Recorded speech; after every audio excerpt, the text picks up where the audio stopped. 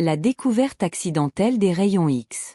À la fin de l'année 1895, le physicien allemand Wilhelm Conrad Röntgen menait des expériences avec un tube cathodique dans son laboratoire, un dispositif semblable aux ampoules fluorescentes actuelles. Après avoir vidé le tube de son air et l'avoir rempli d'un gaz spécifique, il y fit passer une forte tension électrique, ce qui produisit une lueur fluorescente.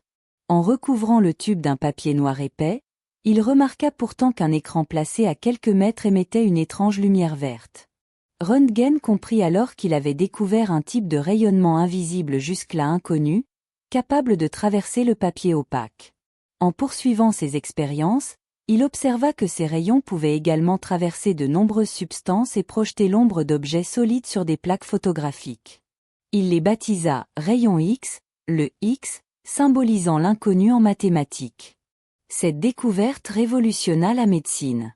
En 1881, le président américain James Garfield mourut en partie parce que les médecins ne parvenaient pas à localiser la balle dans son corps.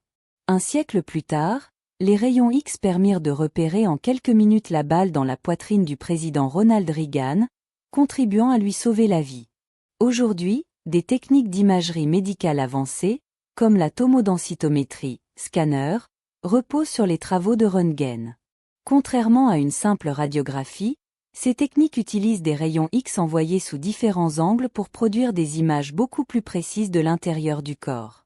Au-delà du diagnostic, les rayons X jouent également un rôle important en médecine dans le traitement de certaines maladies.